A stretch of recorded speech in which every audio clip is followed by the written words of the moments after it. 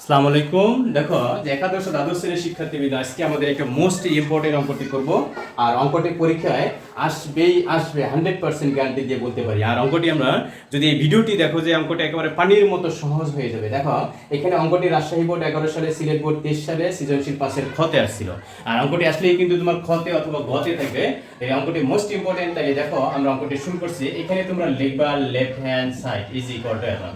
তাহলে এইখানে আমরা কি করব, কিভাবে ভাঙবো? আমরা cos, এখানে আমরা লিখি 3 থিটা আর প্লাস 2 থিটা লিখি। এখন এখানে তাহলে cos a প্লাস b সমান আমাদের কত? cos 3 থিটা, এখানে হলো তাহলে cos কত 2 থিটা মাইনাস, তারপরে লিখতে হবে তাহলে sin কত 3 থিটা আর sin 2 থিটা। ওকে, বুঝতে পারছি? আর এই সূত্র দেখো আমাদের cos a plus b সমান হলো cos a cos b minus sin a sin b। এই ইকুয়াল টু, এখন আমরা এই কিউবের সূত্রগুলো বসাই দেব।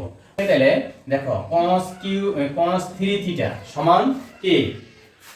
cos 3 থিটা সমান হলো কি 4 cos cube theta minus 3 cos theta, এখানে ব্র্যাকেট দিয়ে দাও। আর এইখানে আমাদের cos 2 থিটা সমান আমরা কি লিখতে পারি? 2 cos স্কয়ার থিটা মাইনাস 1। এটা সূত্র লিখে দিবা। সূত্র কিন্তু আরেকটা আছে, ওইটা লিখবা না, যে cos square theta minus sin square theta. তাহলে ওইটা লিখলে আমাদের আবার সাইনে পরিবর্তন হতে হবে, এইজন্য আমরা এটা লিখবো। এখন এইটা লিখে দাও তাহলে।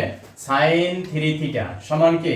sin 3 থিটা সমান হলো 3 sin theta minus 4 sin cube theta.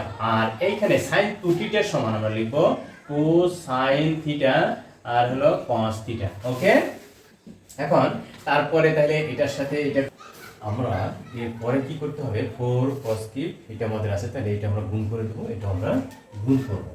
এখন গুণ করলে আমাদের কি হয় দেখো, এখানে হয় 8 cos to the power 5 theta minus 4 cos cube theta minus 6 cos cube theta 3 cos theta minus, তাহলে নেক্সট আমরা দেখো এটা দিয়ে আমরা এখানে গুণ করে দেবো। আমরা এখানে দুটি কাজ একবারে করে নেবো। দেখো 2 আর 3 গুণ করলে হয় 6, তাহলে সাইন আর সাইনে গুণ করলে হয় সাইন স্কয়ার, আর এখানে আমরা লিখবো cos স্কয়ার। তাহলে আমরা সাইন স্কয়ার থিটা আমরা লিখে রাখি। তারপর দেখো মাইনাস আর মাইনাস হলো প্লাস, তাহলে 2 এখানে হয় 8 cos থিটা, আর এখানে আমাদের sin কিউব থিটা আছে, আর এখানে আছে sin থিটা। এটাকে আমরা sin স্কয়ার থিটা এর উপরে অল স্কয়ার করে দেব। ওকে, এখন নেক্সট দেখো, নেক্সট আমরা শুধু এখানে এটার সমান সূত্র বসাই দেব, এই দুইটার সমান সূত্র বসাই দেব।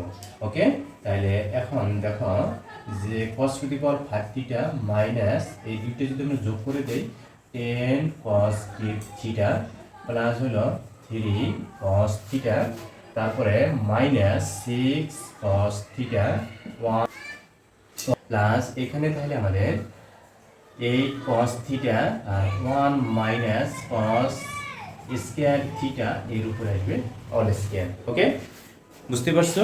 এখন নেক্সট আমরা লিখি। এখন নেক্সটে আমরা লিখব যে 8 বাকিগুলো ঠিকই থাকবে, ওই জায়গাটাতে শুধু আমরা গুণ করে দেব, এইটাতে আমরা কাজ করব। তাহলে লেখো minus 10 cos cube theta plus 3 cos theta minus 6 cos theta plus 6 cos cube theta. এই মাইনাস আর মাইনাস গুণ করলে হয়ে গেল প্লাস। আর এইখানে আমাদের দেখো একবার আমরা এটা বর্গের সূত্র বসাই দেব, আর এটাকে আমরা গুণ করে দেব। তাহলে হয় 8 cos theta minus 16 cos cube theta আর প্লাস হলো তাহলে 8 cos to the power 5 theta. Okay, বুঝতে পারছো? আমরা এখন নেক্সট দেখো, তাহলে এখানে 8 cos to the power 5 theta আর এখানে আছে 8 cos to the power 5 theta, অর্থাৎ 16 cos to the power 5 theta minus, এখন এই জায়গাটাতে দেখো যে এটা আছে কত 16 cos কিউব থিটা আর এখানে আছে 6 cos কিউব থিটা আর এখানে আছে তাহলে 10 cos কিউব থিটা। এটা সমান আমরা লিখতে পারি 20 cos কিউব থিটা আর প্লাস এখানে দেখো এই দুইটার জন্য বিয়োগ করি, তাহলে মাইনাস 3 cos থিটা হয়। আর 3 cos থিটা থেকে এটা থেকে বিয়োগ করে দেই তাহলে হয় প্লাস প্লাস 5 cos থিটা। ওকে, দেখো আমাদের প্রমাণ হয়ে গেছে। ওকে, তাহলে এটা তোমরা অবশ্যই ভালো করে করবা, এটা কিন্তু মোস্ট ইম্পর্টেন্ট একটা অঙ্ক। ওকে, ধন্যবাদ।